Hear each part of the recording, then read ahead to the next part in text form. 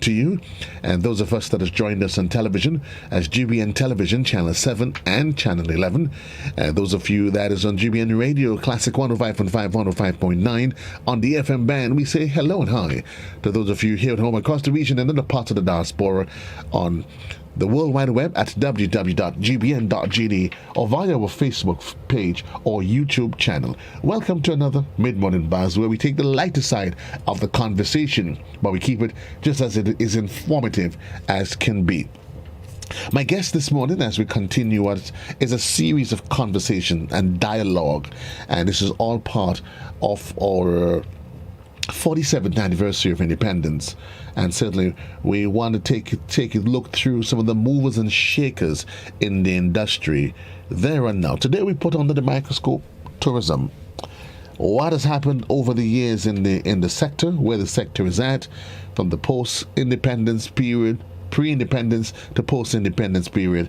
And I want to say good morning to my good old friend and compatriot, the man Mandoo. Good morning, Mandoo. Good morning, Joseph. Good morning, Grenada. How have you been? How have you been, honestly? Well, to be honest with you, it's a lot of changes. From back the second week in March, like many of us, is ground zero. Ground zero. Ground zero, you know. And when you say that, you literally mean that, literally. That's not an expression. That's the actuality. Yeah. Well, with the tourism sector. Yes. Yeah, but it was ground zero. It has been. No, Mandoo, for most Grenadians, we've always, for all for our lives, we've heard that tourism is everybody's business. I think that was one of the most established and known slogans. I don't think you have any other brand. I don't know what it is, but you grew up hearing tourism is everybody's business, and we all have our part to play. It has been one of the integral part of our economic sustenance over the years. It has certainly seen a number of highs and low. 47, you, for example, you've been in the industry, and before we get into it, tell Grenada about Mandoo. I mean, we've seen Mandoo, the most uniformed of all tour operators, Captain Mandoo as it is. Talk to us about your introduction to the sector. I mean, how long you have been doing this, Mandoo? Well, before I start that, they give me a lot of accolades there. Politicians, so just a little bush boy from Mount Morris. That's all it is. A little bush boy that has represented well. Yes, exactly. Yeah. It is actually my second career. I spent 22 years in the British Merchant Navy, traveling the world on ships. So I've seen quite a few countries worldwide. That's where I started since I was 16. That came to abrupt and sadly end in the end of 1995, where the company decided to get rid of us, put it that way, and go on for cheaper labor. Flags of convenience. So we didn't come out with a lot of money. We came out with 1 week's pay per year, 4 weeks notice, and on your back. It devastated some of my colleagues. Some of them unfortunately turned to alcohol, some turned to drugs, some turned zombies, some lost their families. I had the willpower to pick up the pieces and move on. I was planning for it, just wasn't planning what's going to happen if something like this happened to us. No, we were going to get into that later on. Right. So when I came back home at the end of 95, I wanted to do something for myself. And here I am, started in 96, and I've been plugging away now, 25 years on. So ever since. Giving a lot back, it's all about not just me, about the country and the people as well. I spent many years, myself and Brother Frank, going to schools, speaking to children. I visit every primary, secondary schools in this country, the past, spreading the word. And not only about the tourism sector, but also about the environment. As you know, we met you before, I spoke to you before on this environmentalist. And the president of Green Green Group, we can speak a bit about that. I'm in Willie Red Foundation. And just recently, a week ago, I was appointed on the board of directors on the Green Hotel and Tourism Association. Well, so I wear quite a few caps. Congratulations there. Well in order. It's trying to make a difference. Going on the board as that is trying to make a difference, change your experience, fighting for the other comrades outside who don't know better, And that's what it's all about. That's what it is all about. So, and so that explains the uniform, and that has always been the highlight of when you see Mandoo. How do you define Mandoo? You tell the people one of the I think you safely say the only taxi operator that when you see him, you see Captain Mandoo in all white. Well, that's the brand. Everybody has a brand. Yes. My buddy Kata has his brand. He's in yellow. I'm the man in white. That's the brand. Let us take, and I'm happy that you've sent the conversation in that direction. Two things, though, and I'm happy that you first hinted that it's about giving back, and I made the point earlier that we asked the question about what is patriotism, and very often it comes into view. Everybody said, "Well, I'm patriotic." What makes you patriotic? But as you said, for you, it was about giving back to your country, and it's a task that you remain committed to. Up to this day, that hasn't changed. Tomorrow another meeting, the following another meeting. So it's just giving back, and if we all can come on board and do that, we're a better place for this small island where we are today. Because remember, growing up in a small village as Mount Morris was all agriculture. I will tell you this, Joseph, I don't know if you know that. At one time, Mount Morris and Willis used to feed Grenada with food in the 60s and 70s, especially come to ground provisions. When it comes to yams, tanyas, cabbages, lettuce. Right. All the vendors in St. George used to come to Mount Morris and Willis and purchase the goods. We used to feed and study to see how we reached today in agriculture, but we're going to go into that details as well. We used to feed Grenada, these small villages. Well, I'm happy that you said that, and I mean, as it is, as we look back, it probably may be a good way. I mean, because you and I have agreed that we're not going to complete this conversation today. So, no. I mean, while we came with the only person that knows what we were going to talk about is you and I. So, it gives us the liberty to do whatever we want anyway. But exactly. Highlight that for me. I mean, because it's interesting.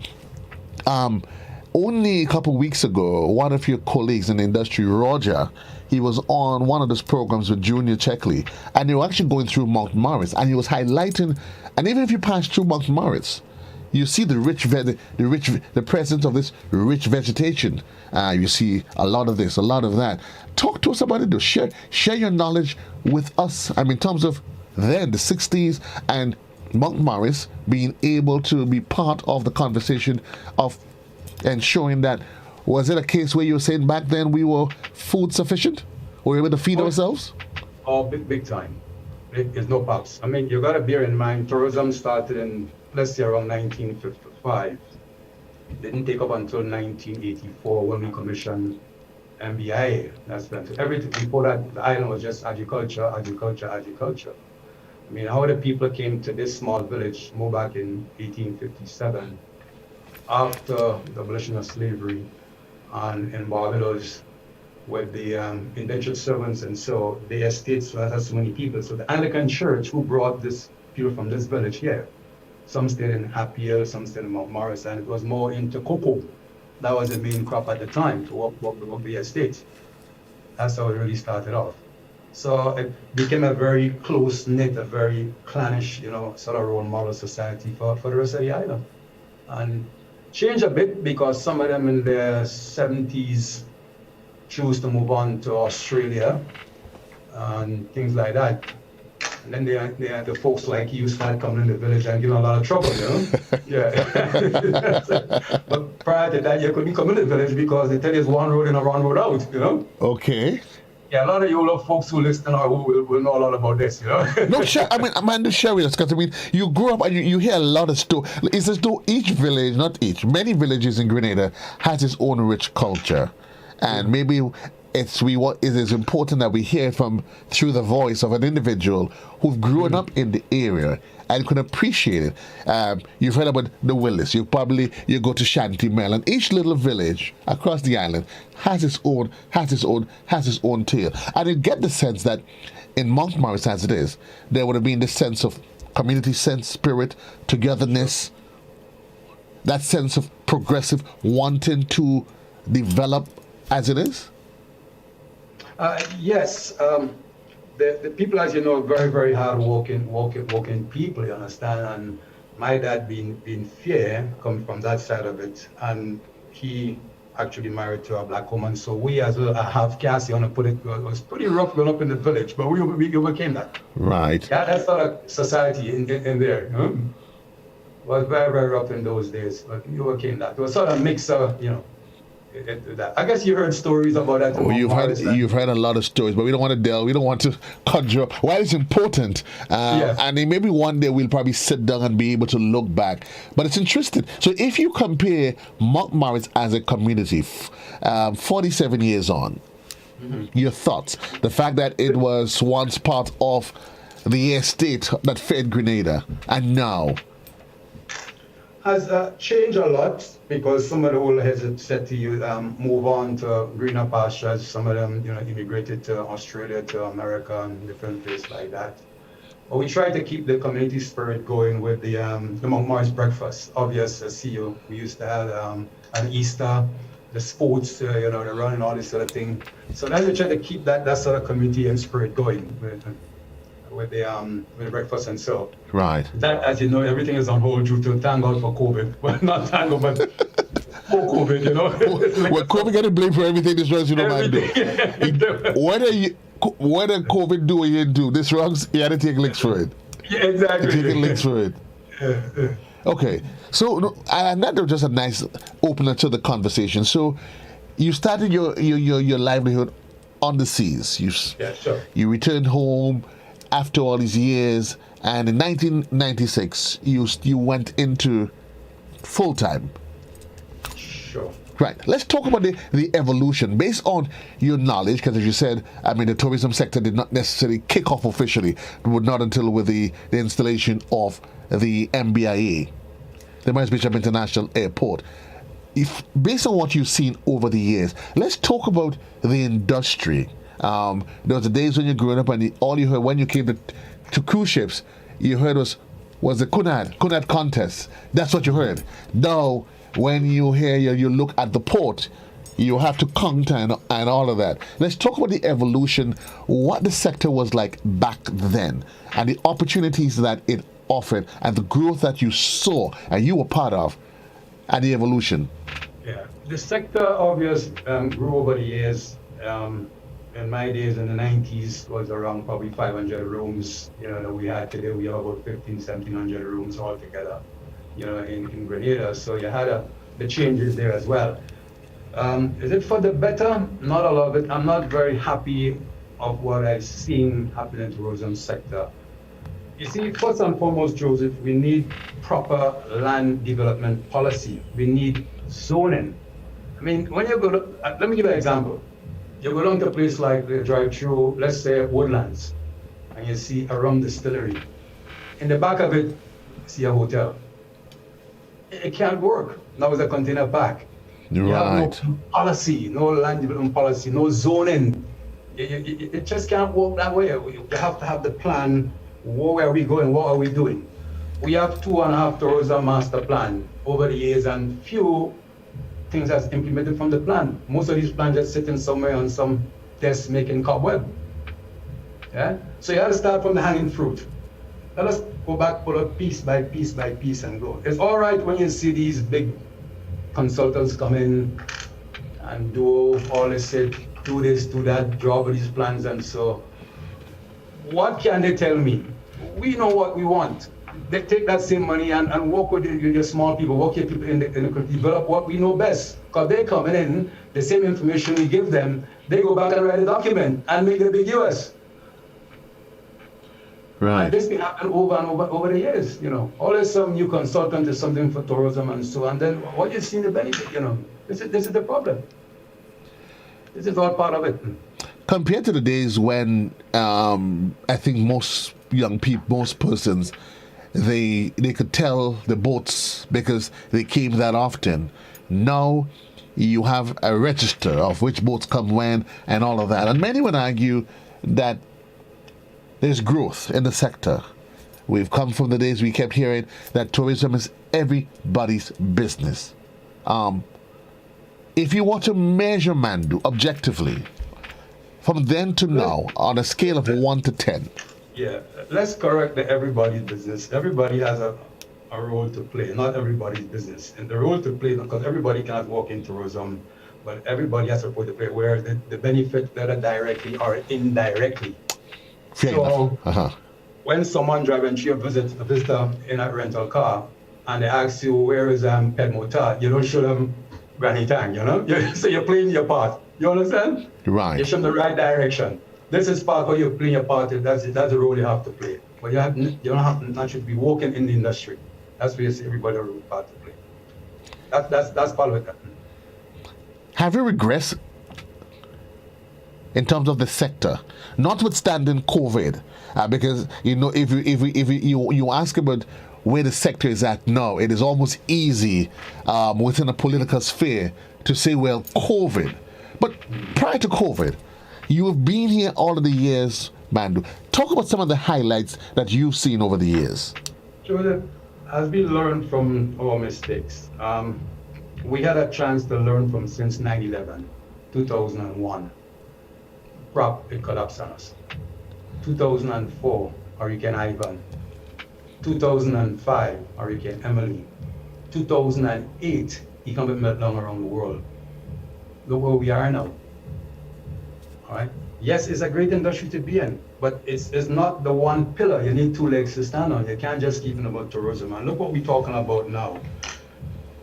The way forward for tourism is you look at ecotourism, health, wellness. Okay, health, wellness is one of the main things we look at. If we do it right, let's say in Liberal, when you're speaking about the Pure Grenada brand, and you're speaking about a 5,000 room hotel, it can't work.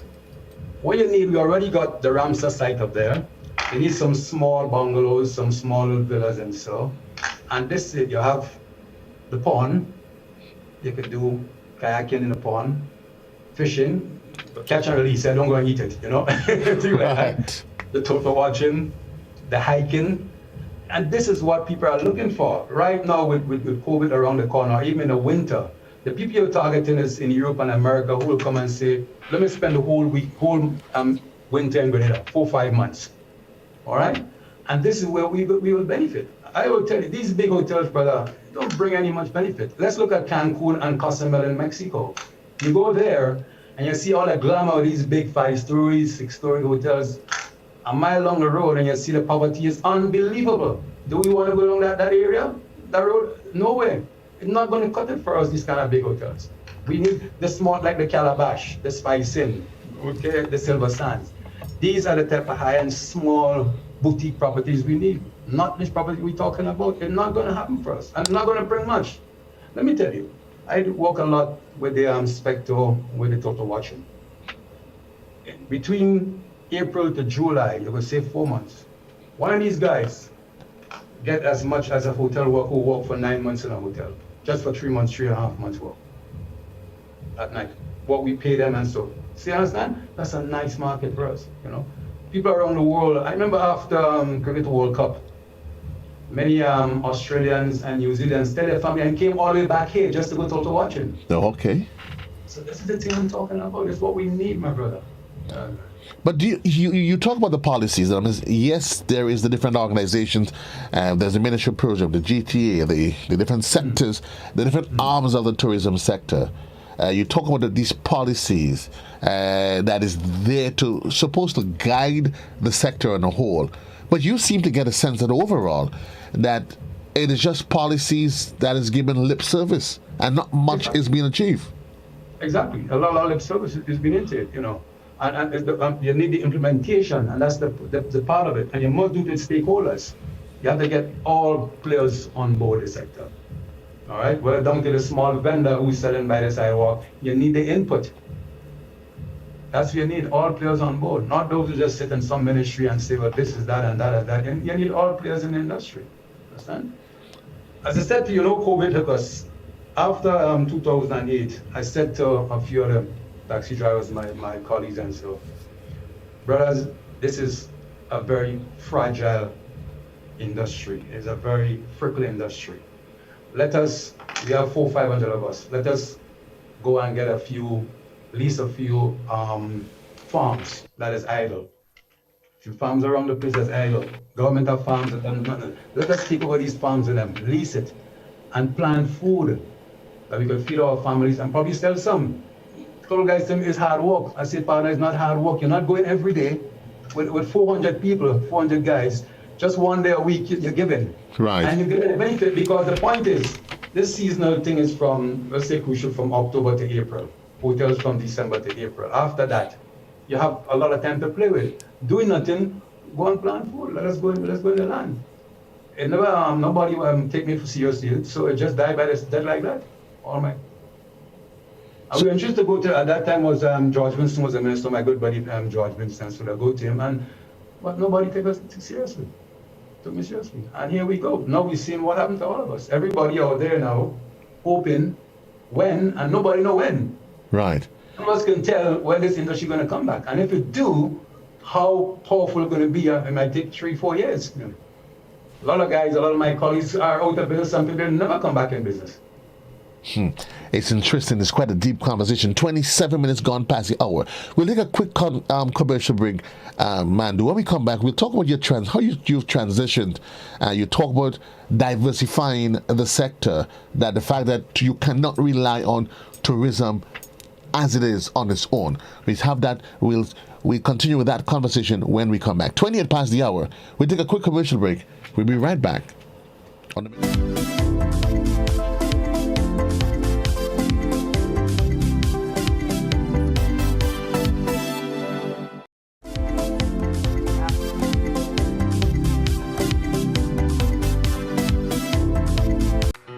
Long ago, the strength of Grenadians was in their arms as they worked the lands to get food for the table. Nowadays, most Grenadians' plate is packed with lots of starch and meat, little or no vegetables, plenty fried foods, and they wash that down with something sweet while sitting in front of screen. Hard work and exercise seem to be out of style, and lifestyle diseases are becoming the fashion of the day and claiming many lives. Let's make a change to live longer. Let us grow and enjoy a variety of natural and safe, fresh vegetables and fruits every day. Use our local fresh seasoning and spices to make our traditional dishes healthier and avoid highly processed foods, snacks, and drinks. Drink more water every day to help your body function better. Get moving every day and trade some screen time to share and enjoy healthy family meals. Choose healthy foods and healthy lifestyle. Follow the healthy choices for healthy living guidelines for Grenadians.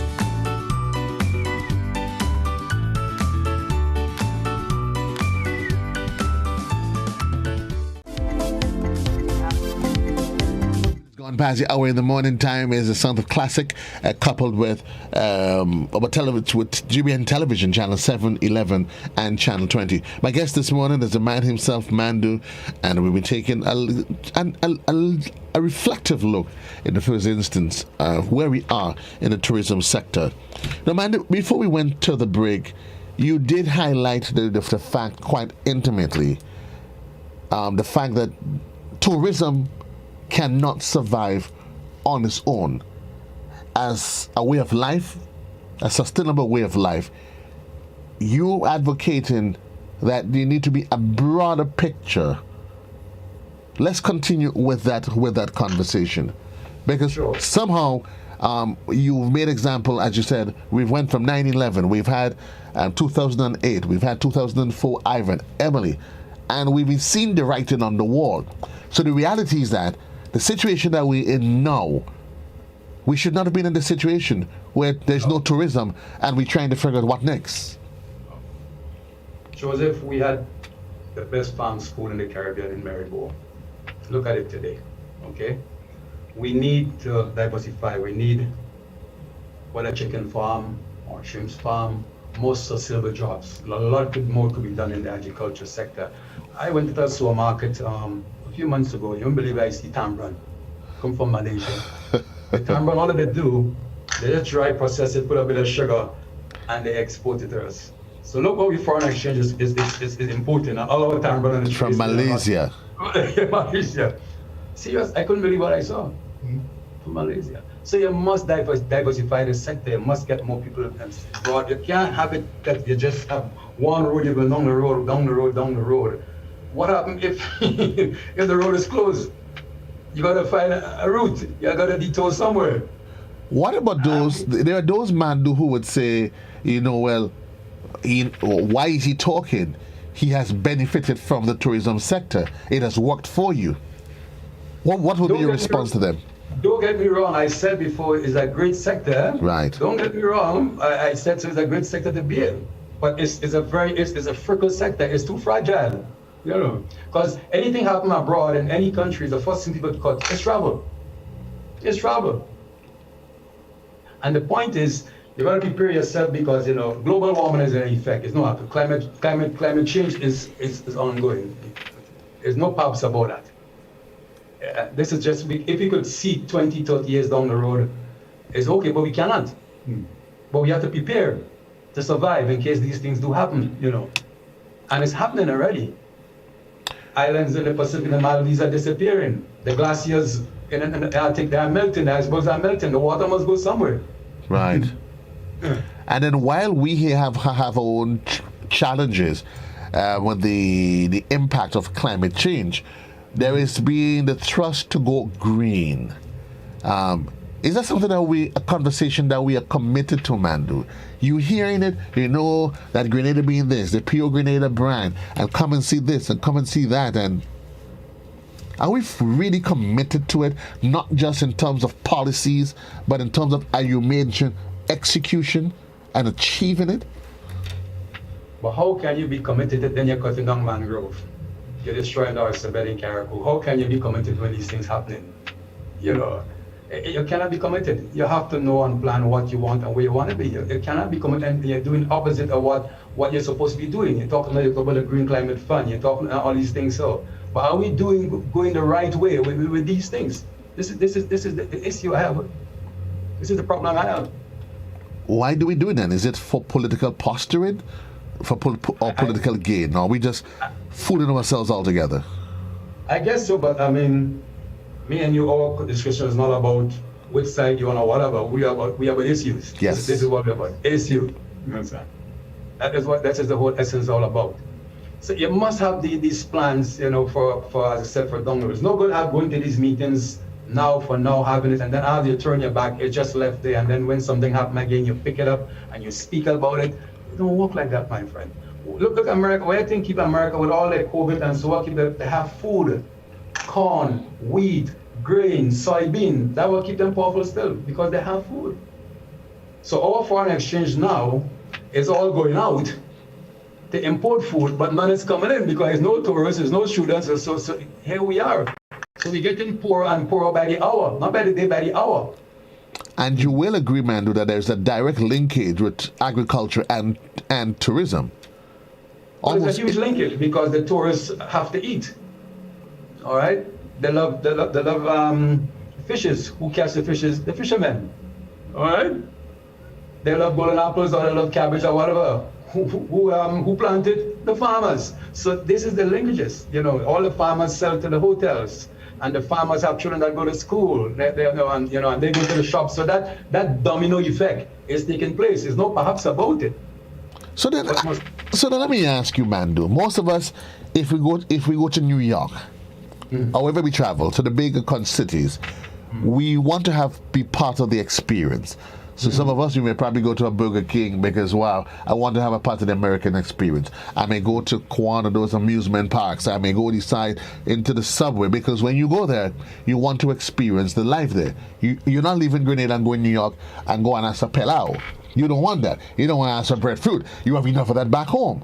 Now, wouldn't that be the same experience that a visitor, I know what I'm saying, a visitor, when they come to an island and you hinted to it, if that is the experience that they want as a tourist, as a visitor, why then do we seem to have adopted this nonchalant approach to agriculture when in fact it takes away, agriculture is what offers them that true, authentic Grenadian experience? Of course. But that's, as you rightly said, they didn't come in to go and eat KFC and Big Mac. Of course not. They come to our local cuisine, and as I said, the farmers. We could actually have someone in a small, think about as I spoke about the ecotourism project, get people to come and spend a month or two and they go and spend a day on your farm with you. People love that. That's a different experience altogether. Some of these people have never seen a banana tree, never seen a cocoa tree. Don't speak about a nutmeg. But then the product we have, what we're offering again, the product is so stale that these people are seasoned visitors. They come back every 2-3 years. When they buy nutmeg this year, nutmeg lasts them for 20 years. Are they going to buy more nutmeg? No. The cruise ship people will come on the cruise ship, walk into St. George, and they go into one of these stores, they see something magazine. But when you turn it upside down, China and Taiwan, they're not going to buy that, my brother. Right. I remember that guy, we call him Moppy. Remember him? Yes. That guy used to sit outside by the cruise ship mall and he painted. One time, people come and just roll it up and put it in a tube. Since he passed on, there's nobody doing that. He used to make a mint. But he told me he was a good buddy. You know? Right. He was doing good at go at his painting. Can you go and and buy a good piece of local craft as a visitor? I haven't seen it. It's all disappeared. The guy in St. Paul's, when he was around, I don't see that anymore. He was very good. So this is the type of thing we need to get our people involved in. Not everybody into spices and nutmeg and cinnamon and clove. And these cruise ships they're very clever. Look what they're doing now. They're offering more or less anything that you could offer ashore. Carnival just launched one a few months ago. They're doing zip line on it. Zip line, you could Google it. They're doing zip line on it. They're offering the skiing, the hiking. They're doing everything on these cruise ships now because they're getting bigger and bigger and bigger. All right. So this is what we're gonna look at here. How we could offer something different to what they're offering on the ships. See? And to be honest with you, my personal feeling was never to build a cruise ship on where it is now. I did oppose it bitterly, and the reason for that is when it was the ships coming out at the port, at least the taxi drivers used to make $2 dropping people across. Now it's in right in town. Forget that. It's a create a problem when there's traffic. You know, you have 5,000 people trying to go through, another 5,000 locals. Yes, we could have built it, but not there. We could have got a bit more further north or somewhere else. There was no need to build it. Barbados is not in Bridgetown. It's away from the port. It's away from the town. And they were long way for us. So these are the type of planning we have to think about first before we go into it. And we're thinking about and we're planning for 20, 30, 40 years down the road. Not just for short term of 5 years or so. And that's where we've been suffering all the time. Who takes up the responsibility? Or do you, private sector, public sector, or do you see it as a collaboration? It's collaboration. The obvious government are policymakers, yeah, but the private sector could make recommendation. It's up to them to put it on board, which you're hoping they will put it on board. But it's the government, you know. And it's must not be a short-term thing where it's to keep you in power. You talk about for future generation down the road. And if you sit there and listen carefully to a fellow like Joe Biden's speech, this is where he's talking about one America. Not green. You're talking about Republican and Democrat, the one America. You're right. And I love this type of thing. This is where we start thinking. But do you get a sense, Mandoo, that very often, more often than not, that administrations, they are more particular about their interests while in power, and there's an issue of lack of continuity, because everybody just comes in and they're doing what they deem necessary just to stay in power? Oh yes, big time. It's right in our face. It's big time. You know, they said they haven't got a long-term goal. It's a quick fix. You know, and that's with most politicians anyway around the world. It's just a quick fix. But then who suffer? People and country down the road. That's who suffer. What would you suggest that an individual can do?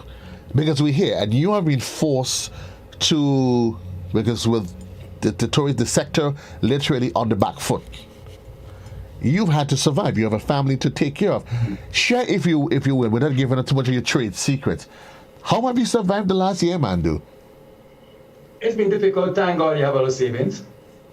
So what you do in the busy time, you save a bit for the slow time, but the savings will keep running out for each and everybody because you still have utility bills to pay, you have to eat, you have insurance, all these things, you know. So that's how it's going gradually. And I may be fortunate in a lot of chaps, but some chaps look left, right, center, up and down. They don't know where to turn to. They have to sell the little vehicle they have, you know, or they can't even get it sell. The bank on their back, And not only small business, big business too as well. Eh? Right. The banks on their back end, because they want their money too as well. So how do we transition out of this, comrade? Cool. How do we? At the end of the day, something has to give. And the fear is that you may lose the little that the sector has, and so in that when it's time to recover, to open up, how do we transition? What do we do in the interim so as to ensure that when the green light is on, there's just a matter of forward march? Well, you have to give people hope and inspiration to move on. You must give them that, so they can't just keep saying, well, too bad I can't do anything for you, whether it work or not. But it wouldn't be an easy one, I can tell you, with this COVID, as you read and you look around at the world, what's happening is not, a matter of fact, at the moment, it's not getting better, it's getting worse. It's not easy. How do you, so each and every one of us at the moment has to start to look. Whenever I come back, if I do come back in business, tourism alone must never be your one leg. You have to stand on more people. You must have more. You must think about more. Whether doing a little bit of farming or whatever, learn a trade or whatever, just in case. That's the only way you can survive with it. But as I said to you, I mentioned 2001, I mentioned all of it, and you don't know. We've seen it in our face, and still we keep going over and over and making the same mistake. But why? Well, it's a quick fix. Joseph, when a visitor comes to our shows, when you have special, proper land development policy, proper zoning, said, look, this is what we have, please work with us. If you can't work with us, sorry, we can't work with you. Not because you come in with your big dogs or whatever, and wherever you want to bulldoze your way through and we fall for that prey. That prey not gonna work for us. Any decent, good person come and understand what we have, what we wanted to do, will work with us. This is what you have to do. Work with us. You did hint, I said a couple of years ago after 9/11, you hinted the idea to some of your colleagues, the conversation of cooperative, joint venture, coming together. There's been a greater trust in more recent times to get Grenadians to buy into that idea. Do you support it? And is that something that more and more Grenadians should start looking or placing their future into? Oh, big time. Big time. The more we can come together than being separated, is all better for us. The more we small groups who come together, is all better for us. And everybody's sharing very brilliant ideas. And we put the whole package together. And then we take it and run with it. Because the individual alone hasn't got the financial resources to do it on their own. The more you could come together, is better for us. But the banks don't want to talk to you on your own. When you when you go to the banks to borrow some money, you hasn't got the security they want or whatever. But if you come as one family, it really helps a lot, my brother. That's the only thing it could work for us. And we have to start looking and thinking outside the box. Otherwise, it's not going to work for us. What is there outside the box? You're thinking outside the box there. Well, the box we think at the moment is not working for us. So you got to start thinking outside the box. The whole conversation about, and it goes right back to that of food security at the end of the day. What would you suggest? What would be a heart-to-heart advice you would give as an entrepreneur, a father, a man that people, they look at and they trust and believe in? What would you say to a family? Listen, this is not going away anytime soon, but you have to survive.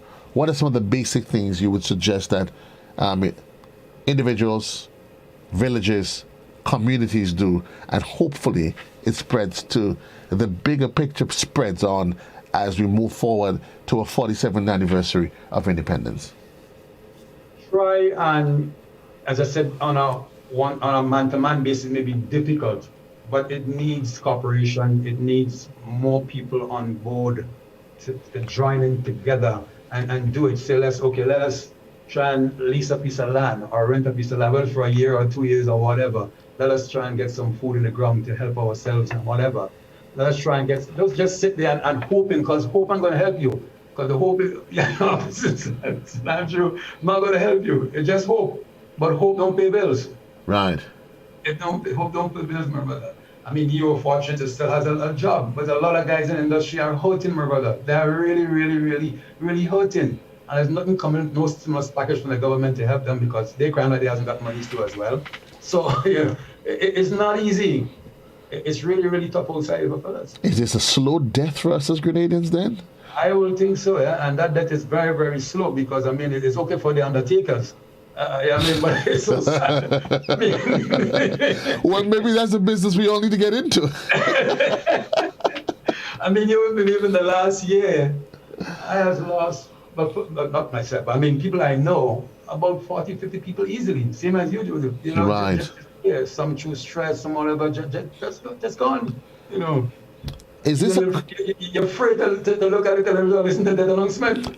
And I'll be joking and say the worst thing you probably would want that would happen to you is if you're looking at the obituaries and your name flash across the screen.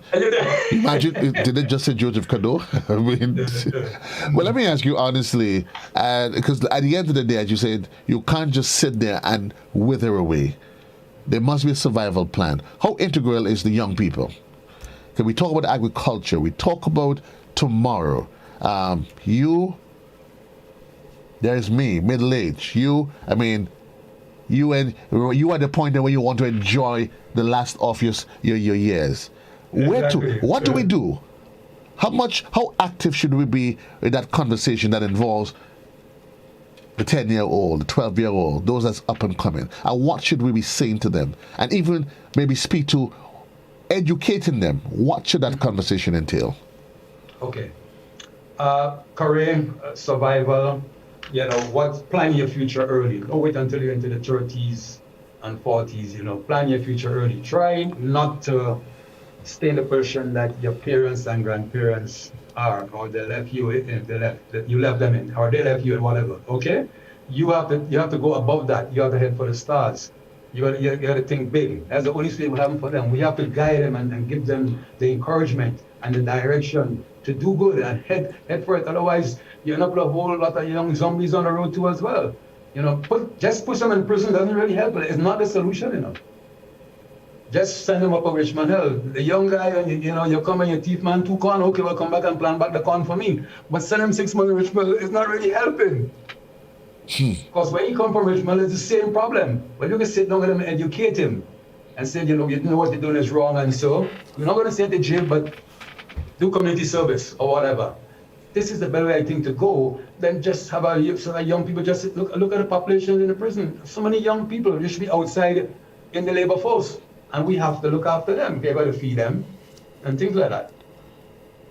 So that's not the answer. Prison is not the answer. We have Turkey, the flying turkey said, we've come a long way, Mandoo.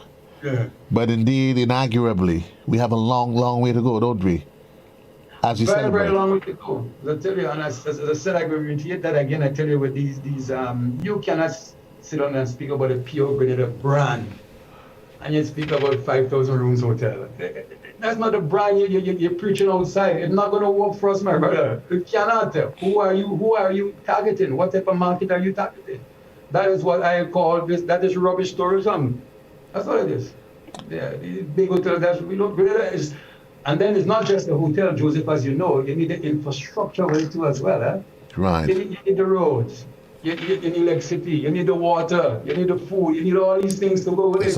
It's a complement of things. Yeah, exactly. It's so much more to have to go.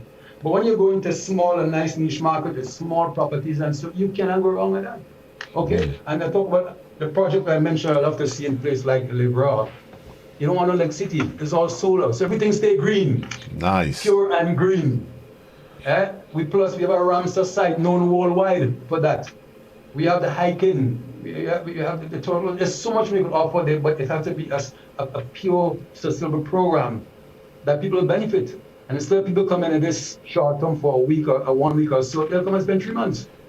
You think the whole conversation as we're about to end, we've focused a lot. We hear, come visit our 3.5 miles of white sand beach. Maybe that's overrated and that is no longer an active interest for folks? The sun, sea, and sand tourism has gone very flat and continue going flat. People want more. It's gone very, very flat. Yes, they'll go to the beach, but it's gone very flat and it'll continue going flat.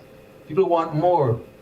right? Biking, hiking, trekking, health, wellness, sports tourism, and poor tourism that the poor must benefit. Maybe you heard that word before. Poor pure tourism. You're right. This is what you need. They say man food first, the fish fry and go off. You need some more like the poor must benefit too as well. And it's all about an experience at the end of the day. At the end of the day. Because again too, you want to encourage our people too as well. Not just the gardeners in the hotels and the maids and the front desk and so. You have to think big. You have to go for the managerial part of it as well. That's what the money is. But the small workers, that 30, 40 years from now, that ain't going to change very much. You have to think big and go hide for the stars. You must enjoy the big part of it as well. A lot of these careers, a lot of these in the hotel sector, we hasn't got the qualification of people, so we have to bring in people. We shouldn't be doing bringing people. You know what I mean? The crash course in Times CC, that's alone, the hospitality, that's always a joke. We got to go above that. We should offer him more, we should offer him degree. So we in tourism long enough. You started me laugh that you have to get an executive chef that comes from somewhere across the seas that comes to write a menu for you. But who does the actual cooking? The local cook. Point. And he get money. So the local cook, he might not have a piece of paper, but he's the one preparing the meal, eh? Right. And who get the top dollar? Not him. And it's interesting. I mean, you go to any of the hotels, the big hotels, and you hear say, well, we need to get some international chef. But when you come, because it's the very point that you made. Yes, they may be able to offer you ever so often an international cuisine, maybe Mexican, Italian, and that is fine for when you have those. But even those individuals, when they come, Mandoo, what they want is part of the pure Grenada experience. Take them by the side of the road. Let them suck two mango by the side of the road. They get some good enough. Let them go on the beach. What do you see them doing? By the road, and they cut open a walnut, a coconut. Yeah. That's the experience that we have to sell them. Get your foot dirty, put on a water boots and shield. Go somewhere. And people love these type of things. Yeah, exactly. Not just sitting and getting sunbathed. You can get out anywhere. I mean, this is where we have to be headed. We have to study these people and study what they want, and then as we could offer. And money gonna spend. But as I told you, with the cruise ship sector, it's so sad. Cruise ship do not bring money, brother. Yes, it multiply because so many people get from it. They spend average of $15 to $20 per person.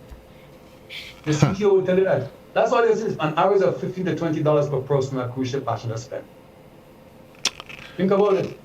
At 8 minutes to the hour, Mandoo, we are thinking about it, and we're thinking about the midday edition as well. I did promise you, we know once you and I started this conversation that we needed more than an hour to do it. But I really do appreciate it, Mandoo. I really, really do appreciate it that we had all this heart-to-heart conversation. And certainly we need to continue doing it, because we need to get people, managers that's on the ground, that's giving us some of the hardcore reality of what's happening without no political rhetoric and all of those sort of things. But the harsh reality, that is a year now that you've been out of a job, but you have to survive.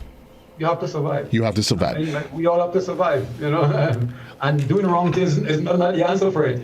You have to do the correct things. You have to do the correct things. That's the final word from the man Mandoo, local entrepreneur, business enthusiast, everything that you can think about.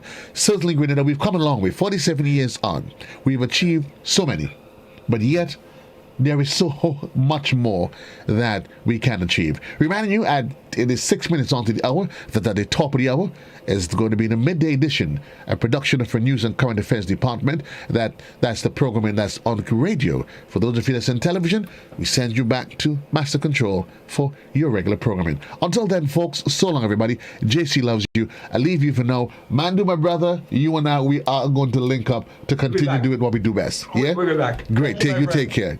All the best.